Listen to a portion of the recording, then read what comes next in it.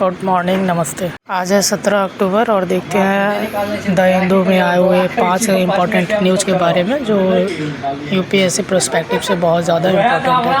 सबसे पहले important news जिसमें इंडिया और पाकिस्तान ने अपनी एक दूसरे को ब्लेम करना छोड़ के शंघाई कॉरपोरेशन ऑर्गेनाइजेशन की मीटिंग को हेल्ड करा है। दूसरा ग्लोबल हंगर के बारे में देखेंगे जिसमें इंडेक्स क्या है इंडेक्स में किस तरह से इसको काउंट डाउन किया जाता है और इसे चलाती कौन है। तीसरा है यूनियन टेरिटरी जम्मू कश्मीर की जिसमें उमर अब्दुल्ला ने अभी ओथ लिया है और वहाँ की सरकार न्यू स्थापित हुई है। चौथी न्यूज़ जिसमें जो कनाडा की 5 आइज़ है उनका सपोर्ट इंडिया में किस तरह से है और क्या हरदीप सिंह निज्जर के बारे में नई अपडेट है, देखते हैं। आइए उससे पहले एक मोटिवेशनल कोटेशन है, either you run the day और द डे रन्स यू।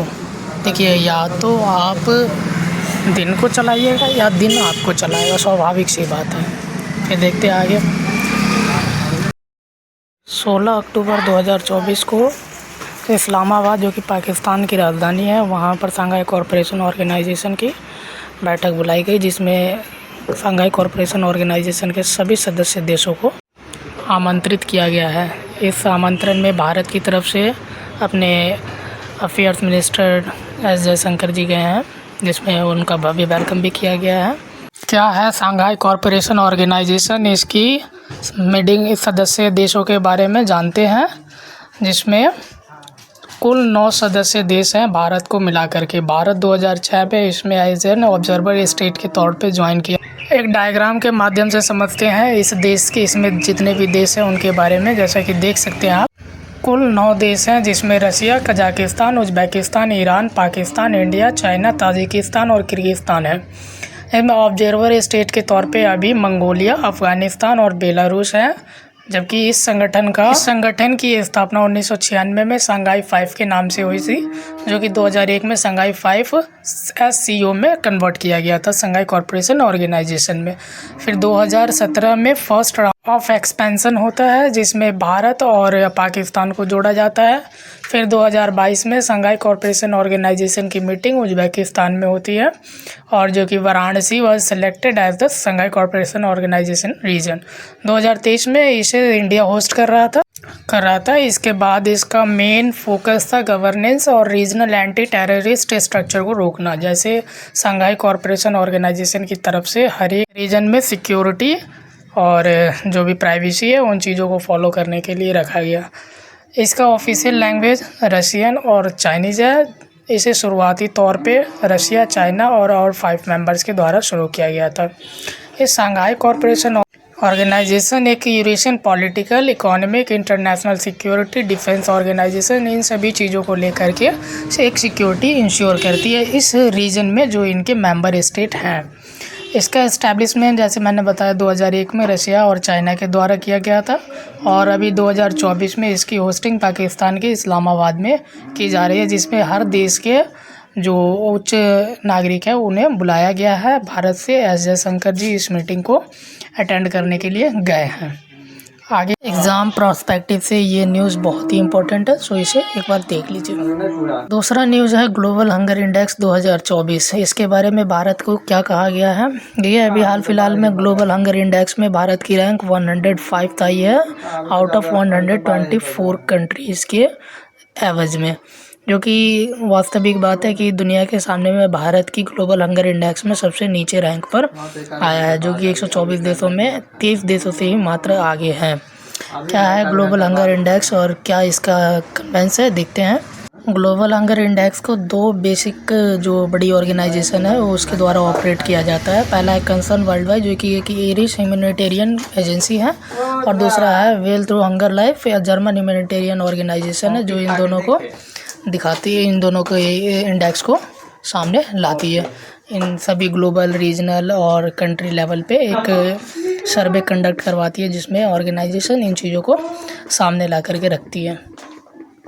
आगे देखते हैं इस ऑर्गेनाइजेशन की खासियत के बारे में। किस तरह इस इंडेक्स के माध्यम से बताया गया है कि भारत में अंडर नॉरिशमेंट जो है वो 13.7% ऑफ पॉपुलेशन है जो कि अंडर नॉरिशमेंट है। जिन्हें ढंग का भोजन नहीं मिल रहा हो वो अंडर नॉरिश्ड के अंदर आते हैं। चाइल्ड स्टंटिंग 35.5% है, जो कि चिल्ड्रन स्टंटिंग के अंदर आता है। Child wasting 18.7 of children are wasted.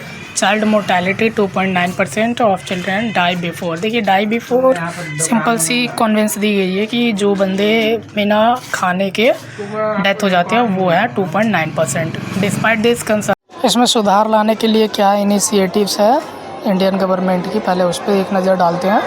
जैसे आप यहाँ देख सकते हैं नेशनल फूड सिक्योरिटी एक्ट है, जिसके माध्यम से लोगों तक ज़्यादा से ज़्यादा फूड सिक्योर करवाया जाए। पोषण अभियान है, नेशनल न्यूट्रिशन मिशन है, प्रधानमंत्री गरीब कल्याण योजना है, national mission for neutral farming है। इन सभी चीज़ों के माध्यम से लोगों तक ज़्यादा से ज़्यादा भोजन या फिर फूड अवेलेबिलिटी करवाई जा रही है, जिससे हंगर इंडेक्स में अगली बार से नेशन का नाम जो है वो ख़राब ना हो।